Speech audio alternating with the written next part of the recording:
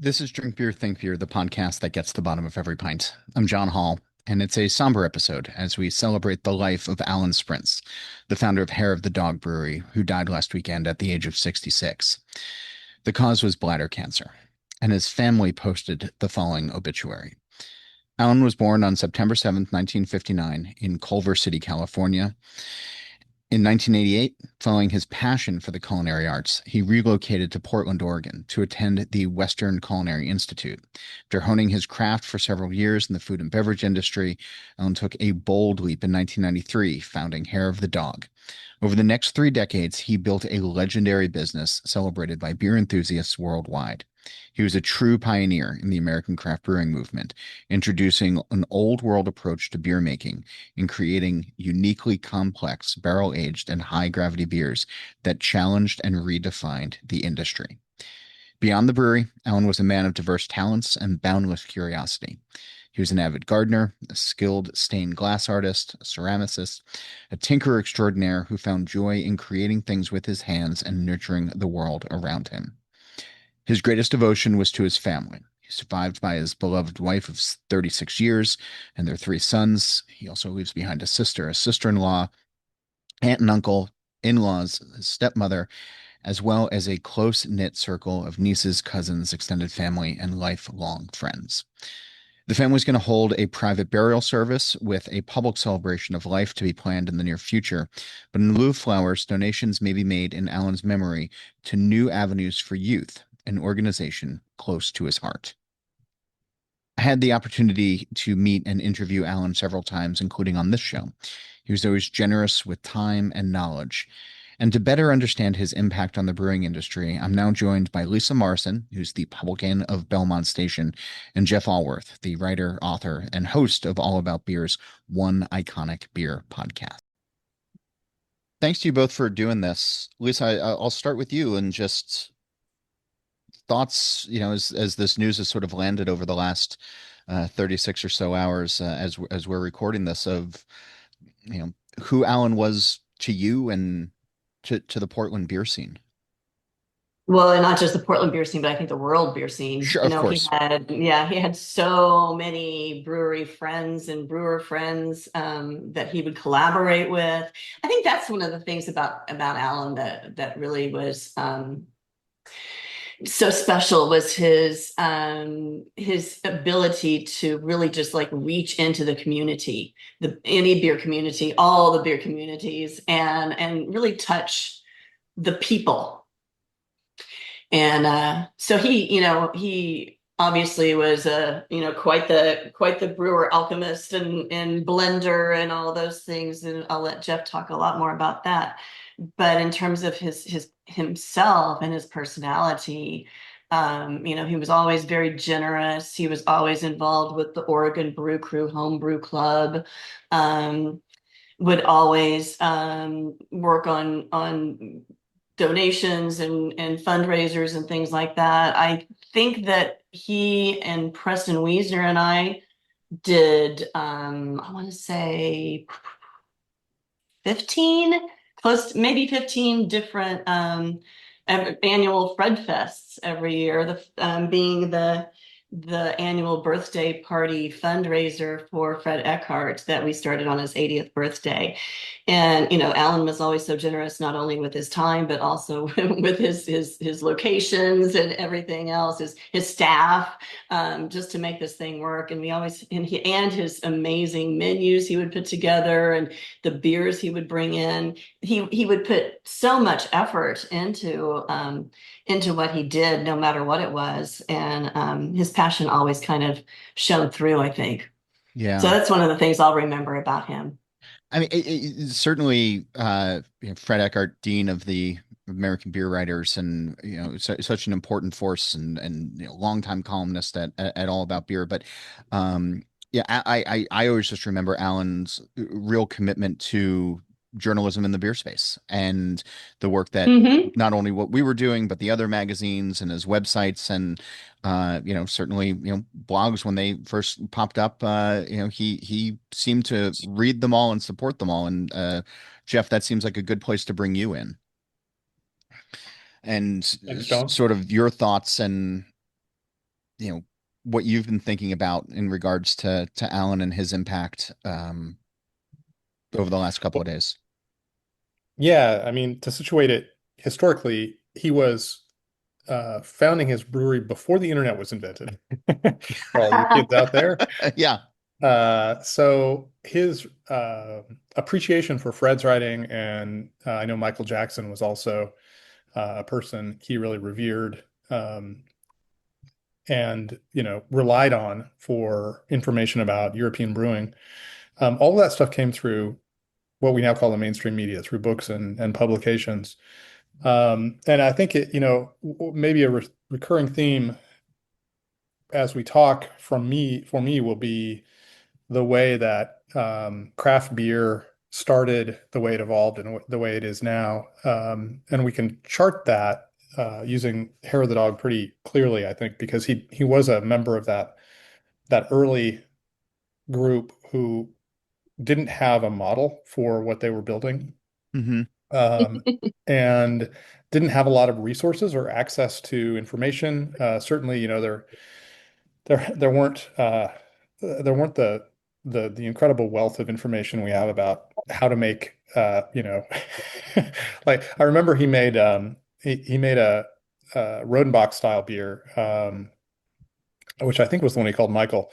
You couldn't just call up the brewery or visit the brewery and find out exactly how they made it. You really had to read Michael Jackson's books carefully and try to assess out all that stuff. So it was a very different time, and we talk about innovation and pioneers now, in a way that I think fails to appreciate the grit and difficulty of that era. Lisa, does that track with you? What do you remember about those early days of the brewery? Oh, well, I mean, I'm sure Jeff was there for at least one bottling session. He didn't even have a bottling line or anything. You just had some volunteers, usually friends, family, and anybody from the Oregon Brew Crew Homebrew Club that wanted to come by for a few free bottles and let's bottle this batch. So Jeff is very right. It was a very, very different time. And I mean, one of the things that was so beloved about Alan was, even though he moved from his original space to the much nicer, lovely restaurant space that he had in closer to inner Southeast Portland, he always would use that same equipment, and it was just old dairy equipment. That's part of what was I think the terroir of Hair of the Dog. Another thing to keep in mind too is he basically revived an extinct beer style when he, like Jeff said, researched as much as he could, which is very little, from what I understand. Jeff could probably talk about that more, but he recreated Adam beer, and it wasn't even around anymore at the time, from what I understand. Is that right, Jeff? Yeah, that is right, and I think he worked with Fred on that a lot. I'm Um, sure you're right. Yeah, I remember that. Yeah. yeah. I mean, Yeah. when you think about sort of reviving styles and craft, micro, whatever we were calling it back then, it did feel like the wild, wild west. And, when you had a brewer who wanted to experiment, a brewer who wanted to explore styles and would do it, I think in some cases it might be a one-off. Or it might be something that, yeah, we tried it once and, we found an old recipe and we did it. But it really became part of the brewery's identity. And I have to wonder, and Jeff and Louisa, you both know that I admire your city as an outsider, but like I don't know if there is any other city aside from Portland where he could have pulled this off. Is I would say you're not wrong. okay. Yeah, yeah, definitely. We were keeping it weird for a long time before that became a phrase. But I mean, when Jeff, you brought up some of the some of these amazing European styles that we hadn't seen on our shores in forever, if at all. What was it about Alan's approach? What was it about, I guess, even the reception of the city that made these beers, and I don't use this word, lightly, is so important? Well, they were really important, and we can talk about that, Yeah. and we should talk about that. I think we should. The Portland piece it is really important, I think. Um, we had a lot of infrastructure, brewing infrastructure already in place, which Mhm. gave us a big leg up. And uh, a lot of people will talk about the early 90s as really the start of the craft beer movement. But in fact, by the time the early 90s came around, Portland's brewing scene was already incredibly mature. The Willamette Week, the local alt weekly, had already bestowed the nickname Beervana on the city. We had, our first breweries started in late 1984, 85, and within a very short time, by 1986, we had four breweries in the city of Portland. And the McMinimans, which was one of those, was quickly building out a chain, or really an empire. A chain doesn't really capture what they were doing. Yeah. So by the time Allen came along, at that time, we would have considered him a second gen brewer. And I think, you know, when you think about other parts of the country where they were kind of discovering beer, in the aughts or the teens, and then starting to put their imprint on it and riff on what they discovered at that point. We were doing it after having made those discoveries in the 80s. So Alan came along. He famously worked for Widmer Brothers, Hmm. who would later sue him for breach of contract when he went to found Hair of the Dog. And he founded Hair of the Dog in part as a reaction to the craft breweries that he felt weren't daring enough. They weren't making the kind of beers that he was interested in. So I think, you look back and it looks like that it looks like 1993 is pretty close to the start of craft brewing, but really in Portland, we were already well underway at that point. And from those early days, it seems like Portland wanted this. Like he tapped into, this is what people are looking for. This is what people will, I'll say the word tolerate, even though I don't mean it in a bad way, but like that they'll embrace, I guess is probably a better word. That's definitely true. I'll pass this off to Lisa, but we have an artisanal culture here, and that a lot of people will focus on the makers as key to that, which is true, but also Oregonians are quite experimental in their tastes. And so a brewery like Hair of the Dog was always going to succeed in Portland before it succeeded anywhere else. It may well have succeeded elsewhere, but this was going to be its best bet because people were going to discover those beers that he was making, and a certain percentage of them were going to be blown away and become immediate avid fans, which is what happened. Yeah. I mean, Lisa, do you remember some of those? Oh, go ahead, please.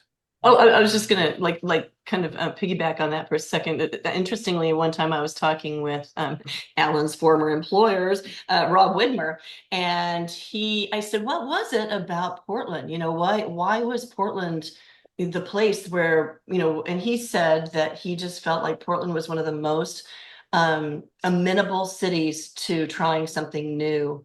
I guess that the Widmer brothers, whenever they go into a new city across the country, once they started getting big, they would go and do the same thing they did in Portland when they first got started. And they'd go into a lot of the different bars and just bring a little, like a little pony keg of their Hefeweizzen and just say, hey, anybody want to try a little sample? Let's try this. And they said in so many different cities, most of the customers, even in a bar or a pub, would be like, yeah, no, I know I'm good. That's kind of funny looking or whatever. But in Portland, everybody's like, heck yeah, let's do it. So yeah, I guess to kind of piggyback on what Jeff was saying, it's the makers, but it's also the customers. Yeah.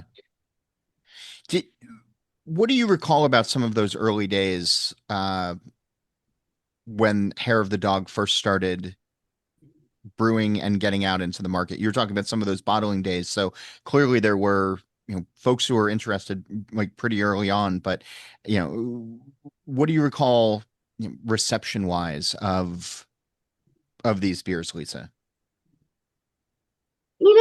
I don't know that I had my finger on the pulse that early on. I was just kind of becoming a fledgling craft beer fan myself at that point. But I do remember the first time I ever had Adam beer. I think Alan was maybe he was doing a tasting somewhere, and in my mind, it was in a grocery store. It might have been, I don't know, but it was a tasting. He had Adam beer and he had some wonderful chocolate. And I'm pretty sure it was probably the chocolate that got me more interested than the beer originally. But those two together, and of course he chose the most perfect chocolate to go with the Adam beer, and it was really one of those cases of 1 + 1 = like 500. Yeah. And I just kind of went, oh my gosh, this what is this magic in my mouth? And that's my first memory of Adam beer and tasting something from Hair of the Dog and meeting Alan. All right, Beer Bible. Walk us through Adam beer, because it is still, I mean, to call it obscure, I think is being generous. It's one of those ones that I don't think it has a GABF category, or maybe even World Beer Cup category, because so few people are making it. What can you tell us, about it? Because now we're several years removed from Hair of the Dog being closed, and I feel like, you know, we might see some brewers that hear this news and say, "Oh, I want to make a beer, and I want to, pay homage. I want to, but there's still not a ton out there about this particular style." I wish I'd known you were going to ask that question. I, Or as I was asking it, I was like, "Oh man, I wonder if." yeah, And or as he was asking it, I was thinking, oh my gosh, I'm so glad he didn't ask me that question. yeah, we're a few years out from the last time I wrote the beer a version of the Bible, and so Yeah. I those mean, I details are just not super fresh in my brain. so It's an old German beer style, yeah, and it's Dortmund. It's, yeah, yeah, by my 10% memory, strong dark German ale. Yeah. it was one of those styles that was around for a very long time, and so it's not a single beer. It kind of depended on when and where it was made. I do recall that I think that at least for part of the time it was had wild touches. It was an aged Hmm. beer. It was a big and aged beer, and so Hmm. it had that. I also think though that if memory serves, it was a beer style. It was made so long ago, and here is where we really get into, like, I would love to have the details because I don't want to get the century wrong, but it was made a long time ago, and brewing techniques and brewing ingredients in those days were did not produce beers that were highly attenuated the way they are now. So I think it was a beer that was made with a huge gravity, a lot of potential sugar, a lot of grain, but it also finished out quite sweet. Yeah. And then that would feed its long period of time in maturation. But pick up a copy of the Beer Bible and you can read it in there. It's in there. Yeah. Good job. Um, Yeah. and certainly wood aging as well. I mean, there's been a Mhm. lot of brewers that have experimented with it, who have done it quite well. But um, the few times that I was in there, and then the chance to have the beers over the years, I've heard other brewers say, wood can be the fifth ingredient in beer. And one of the first times that I had a Hair of the Dog beer, that was one of the first times that I really fully understood that phrase, or that concept, because like, the wood was really, in my mind, so important and so prevalent and so just woven in so incredibly well. Is is that fair? You both drank his beer more than I did, but does that square? Lisa, you want to take that one? Well, I mean, yeah, I I do believe that there was a lot of wood, especially, I mean, with anything that Alan did, for sure. But I don't really honestly recall there being that much wood in Adam. But I'm sure it's Well, just I'm this. not even talking about Adam. I'm just talking Oh, about okay. Oh, in his general, beers yeah. in I mean, general. Yeah, the I'm guy sorry. was Yeah, yeah, the guy was an aging genius, yes, and you know, his ability to be able to just capture that essence in his beers was really pretty incredible. I feel like he did a lot with that and was kind of, as far as I know, at least one of the first ones around here. I'm not sure about all over the United States, but one of the first ones here in the Pacific Northwest to really embrace um, so many, you know, so much aging on different types of wood. yeah. I think the thing that in those early days that really stood out to me was he was making very strong beers. Hmm. And that was not a thing. Yes. You know, I think they're near 10%. I again, the old brain fails me here, but they were just, you know, really giant boozy beers, which was not a thing then. They, you know, you go to a brew pub and then the strongest beer would be a 6.5% stout or something. So they were really unusual creatures that people had no, they weren't on the grid of what we understood as beer. And the barrel aging thing was definitely something that came along. It was, I don't think he was doing it right at the start, but it was really startling for everybody how strong those beers were. And they were very well made, and so they had a kind of complexity that we had no language for. We Americans here in the Pacific Northwest, anyway. Yeah. Um, I remember going into the brew pub and or to the brewery and I can't quite remember which time it was, but I had a couple of minutes and you kind of settle into a beer and your eyes kind of relax and you just kind of take in the room a little bit. And it was such an eclectic space. And it was, you talked about the old dairy equipment. I think about like, the brewing setup and just how crafty he was in other mediums aside from beer. Uh, Lisa, sort of walk me through what it was like from your eyes sitting in Hair of the Dog when it was open, just aesthetically. Yeah, yeah, you know, you're right. Eclectic, eclectic was Alan. And I do think that his space, his brew pub space really or his gastropub really expressed that. You know, the food was very elevated and he was a chef, so you knew that the menu was going to be amazing. The walls were all kind of funky greens and blues and cool colors and very kind of almost Caribbean feeling in a way, which was really great in Portland sometimes when it's really gray and rainy. Sitting at the bar was always a treat because it was just fun to watch whoever was pouring, you know, talking about the beers and watching the showmanship of the pours and everything. I remember, and so much of Alan was in that space. You know, there was a piece of stained glass that he made. He Yeah. had a beautiful Christmas cactus that was giant, and it was his from his house. He just decided to bring it up here, and you know, he had had it for like 30 years or something. You know, I mean, just stuff like that. That just I, was, you I, know. I am unfamiliar with the concept of a Christmas cactus. Oh, you know them. You see them everywhere. They're those cacti that have the little bracts, and around Christmas they call them Christmas cactuses because they bloom around that season. But they have these little bracts, and they kind of just cascade out like a fountain. Okay. I mean, this thing was I huge. thank you for believing that I still know what this is being from Jersey. Like, this is not a normal thing, but still that's cool. And I love that you remember it as well. Yeah.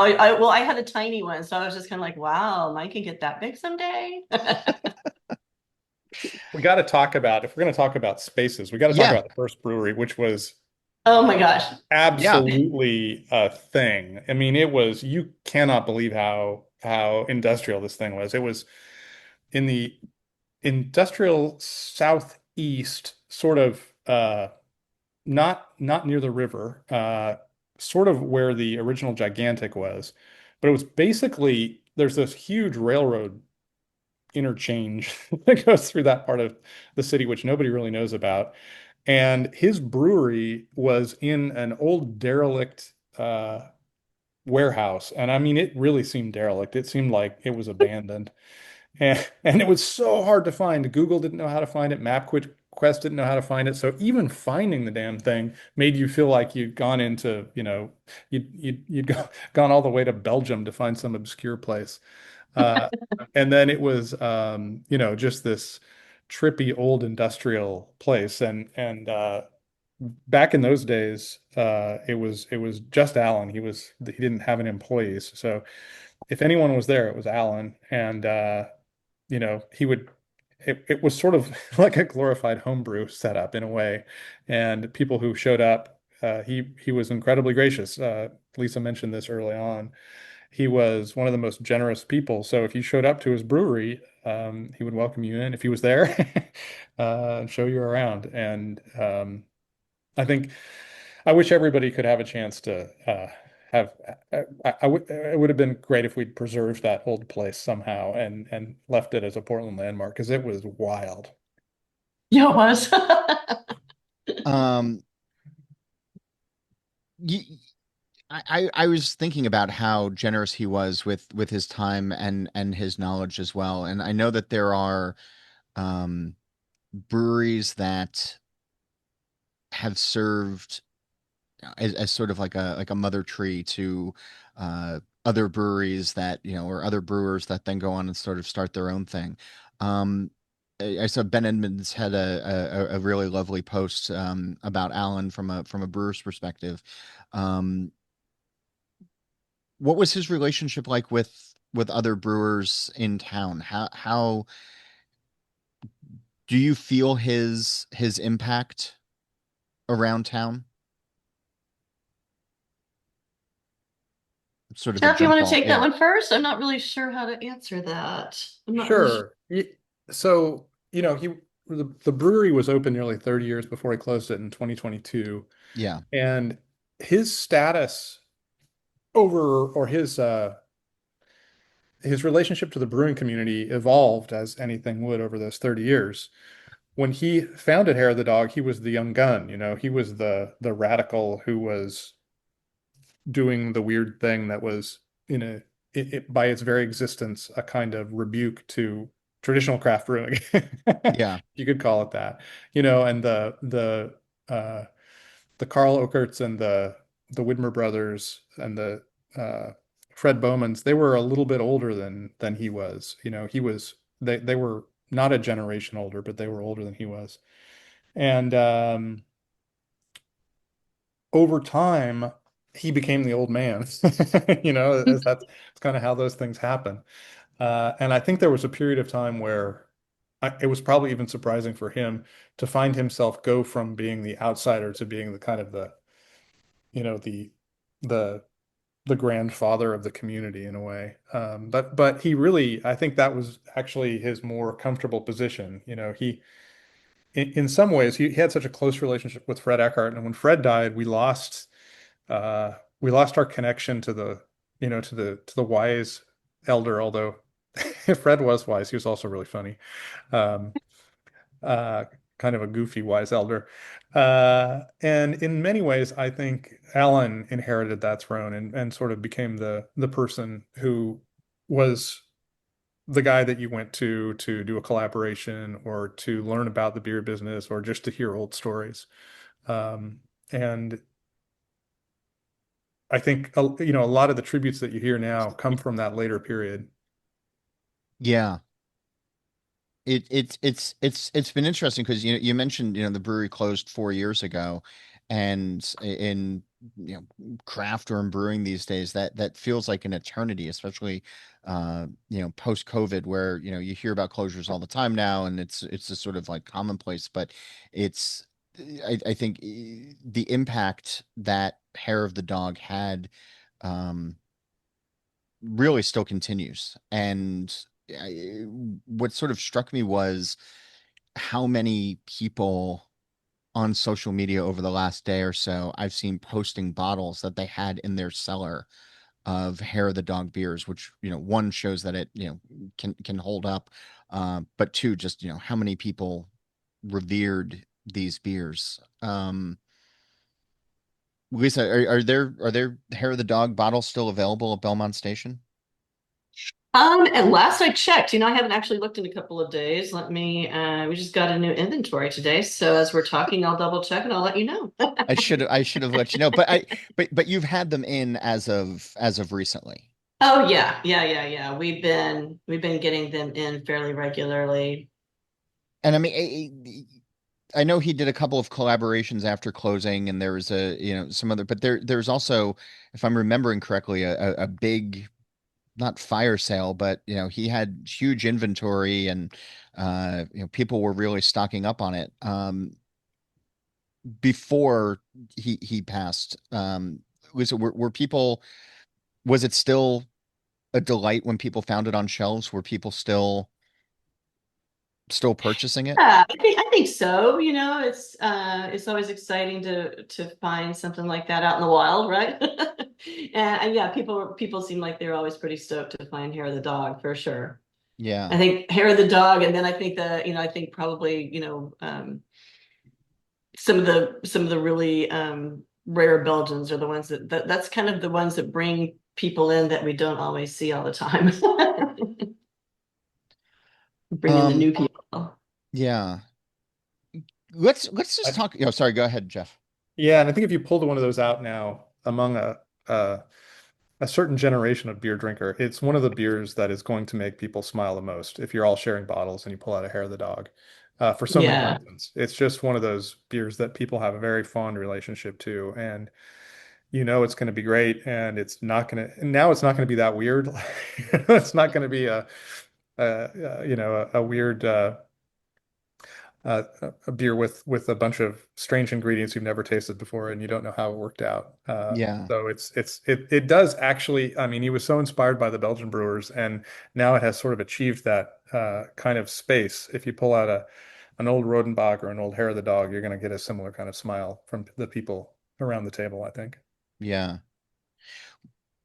What did we lose when Hair of the Dog closed? We You lost should. a piece of beer history, I think, for sure, especially Portland beer history. A part of our American beer history. Um, and we lost a darn good brewery and a good brewer. But yeah, I feel like that's one of Hair of the Dog is one of those that is has been such a piece of Portland that the closure left a fairly nice sized hole in our beer culture. Jeff, what do you think? Yeah, Portland is unusual, I think, in that we've had such a long history of brewing, which goes back to the 19th century. Um, and so many of the old breweries are gone. Blitz Brewery is gone, and then Blitz Weinhard was gone. Then Bridgeport was gone. We've had these pieces of brewing history that were essential to creating what the beer culture and the beer uh, scene in Portland is like. And I feel like they the maybe this is just because I'm an old man, but I feel like they're not really lost in a way that they create this living legacy that is part of the Portland beer culture. And not every brewery that comes and goes is a piece of that. Some of them are forgotten and don't make an impact. They don't live on in the memory of the breweries who are currently making beer or the imagination of the people who drink beer. But Hair of the Dog certainly was, and for the next generation at least, that legacy will continue to shape the way Oregon beer is thought of, along with some of those other breweries that I mentioned. Yeah. I know one of the last times I spoke with him after the brewery closed, he was hoping that he could get somebody to go into that space and uh I I'm sorry to say I don't know if he actually did.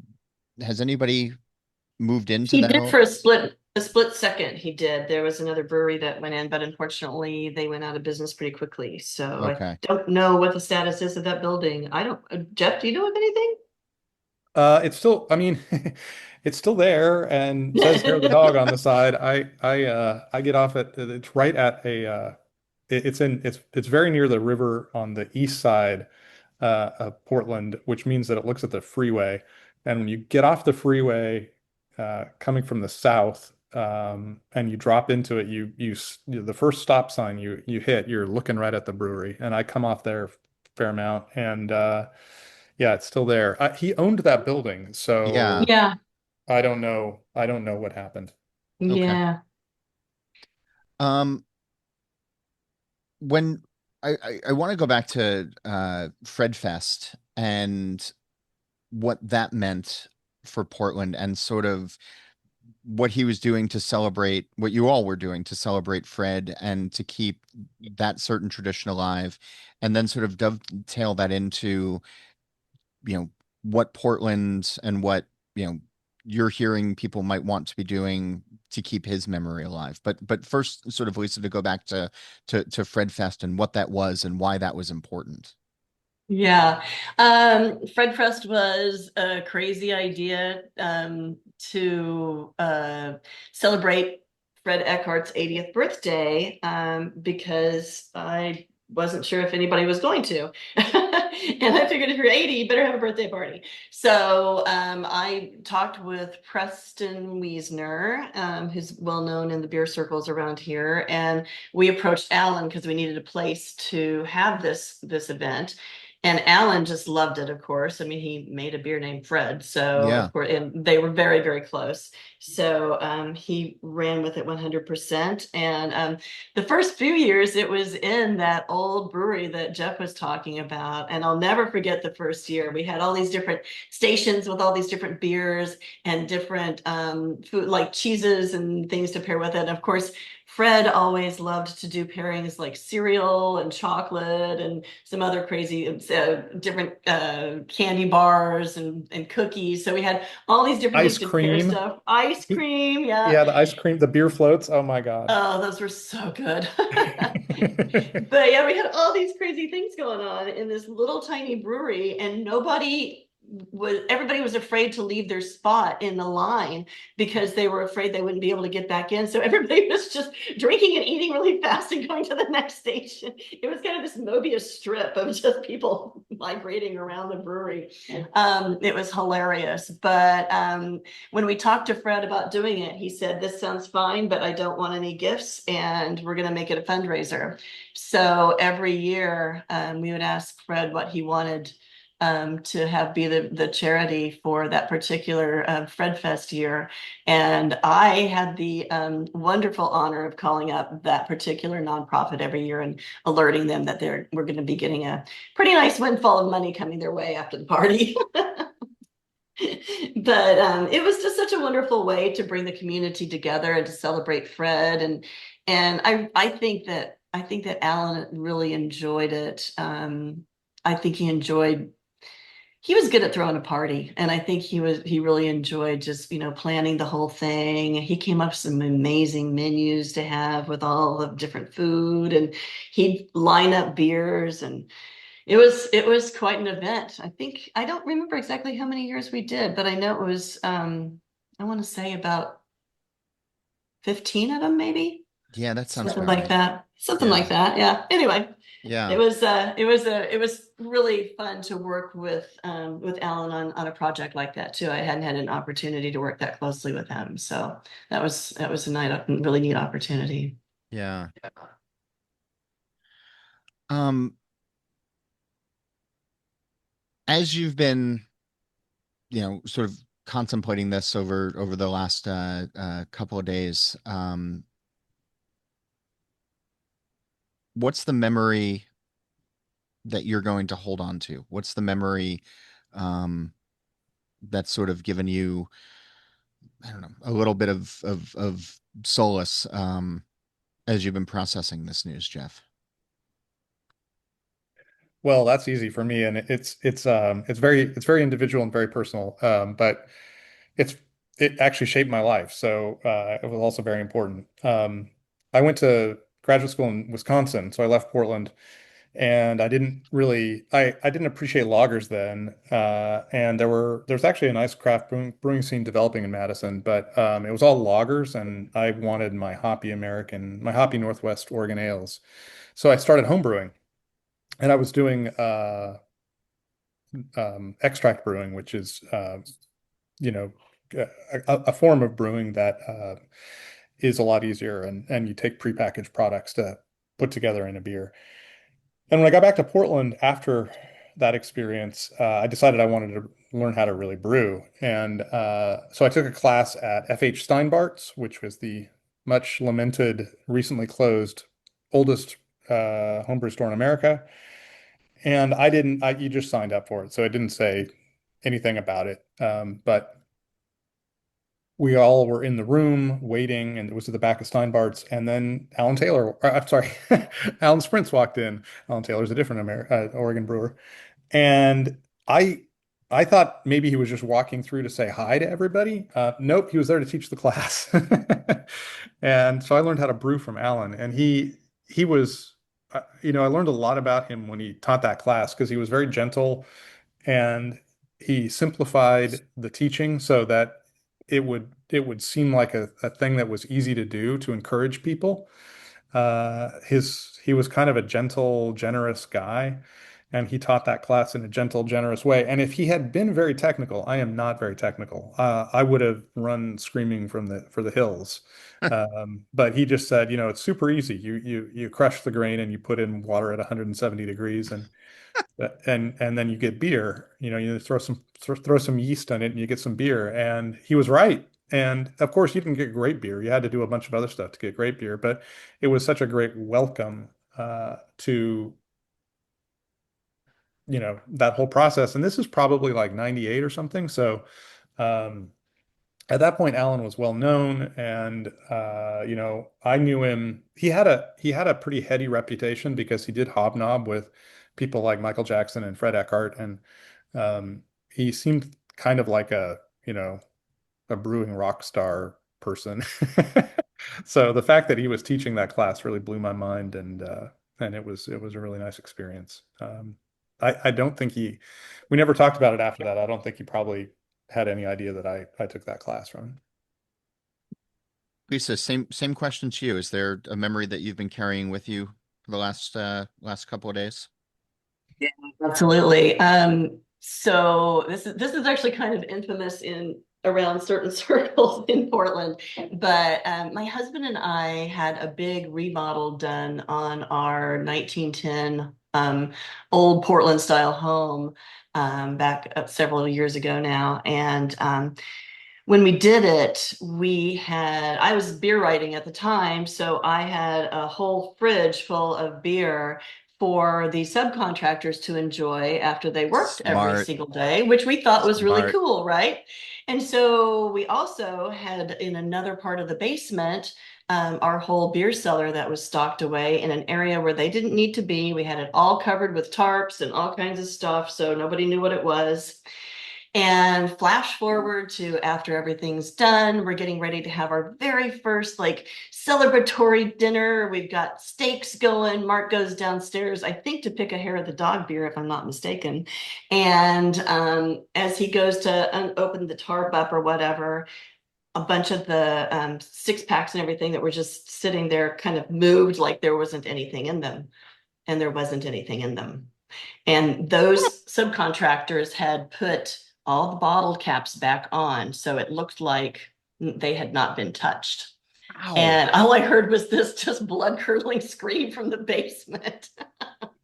when Mark made the realization. So we were lamenting that. All of our friends found out about it. Somehow word got out to Alan. And we had our big kind of house rewarming party where we were, celebrating our big remodel, and invited a bunch of people. The party's going great. And in walks Alan with a couple of cases of Adam ones, Fred ones, all kinds of really, really rare hair of the dog beers to help us seed our cellar again. Okay, that is an amazing story, and I have to tell a very similar story because Yeah, please. I also had a robbery. I also had this situation. I Oh had a case of Fred number one that was in a basement storage no. Yeah. area that my wife and I had at an apartment before I think before we were even married. And that case got stolen. And so I I claimed it on our renter's insurance. And I claimed it, but it had been a few years since Fred number one had come out, and at that point you could go online and find out what it was selling for online, and it was a whole case, 24 bottles of beer. So it was selling for quite a bit, and I claimed it, and the insurance people, of course, said that's crazy. Beer is not worth that much. What are you talking about? And so I said, okay, here's the guy. Here's Alan Sprint. He made the beer. You call him and you find out what it's worth, and he'll tell you. And they did, and he did. They gave us the money. Yay. That's amazing. That Yeah. is wow. So there you go. If stealing beer is any metric, apparently people really loved Hair of the Dog. I Can't guess believe so, we both right? have Jeez. stories. I mean, I'm just thinking I need to get some contractors here at the house to do some work to empty out my basement. That's Yeah, you could do the old Bugs Bunny thing. Yeah, don't drink any of these over here, please. Whatever you do, don't drink any of these over here. yeah, these are the family heirlooms. Yeah, don't. Yeah. Yeah, I'm pretty sure the kiddo doesn't want to inherit these, and I don't blame her for that. But Well, you say that's that amazing. now. Yeah, I know. Yeah, Right. I have to go back and see if I actually still have some hair of the dog in there. But uh, thanks to you both. Thanks for doing this, especially on short notice as we're putting this together. Just shortly after the news broke. But it's um, he was so important and so loved and respected, and just hearing these stories is confirmation of that. So thanks to you both for taking the time. Well, thank you for the opportunity. It's always good to be able to remember our friends. Yeah, thank you for that. I feel like we need to keep talking for another 6 hours so that we can finally tell everything about Alan that is worth telling. He was a larger than life figure who really had a massive impact on a lot of lives, and those stories can go on and on. So we can close Boy. it here, but more to say. Yes, yeah, no, this is not the end of the story. This is not the end of the sharing by any means. And I will say, folks should go on to Jeff's website to. You had a lovely tribute that you put up yesterday that everybody should read, and use the comment section. Share your stories as well on there. Yeah, that That's would be great. yeah. Thanks again, guys. All right, thank Thank you. you. Again, in lieu of flowers, donations may be made to Alan's memory to the New Avenues for Youth, which was an organization close to his heart. And please hoist one in his honor and memory. Quick reminder to check out allaboutbeer.com, where you can sign up for our newsletter and get the links to follow our social media. If you want to reach me, email's the best way. John Hall at allaboutbeer.com. That's JOHNHOLL at allaboutbeer.com. Thanks for listening. I'll be back next week to drink beer and to think beer.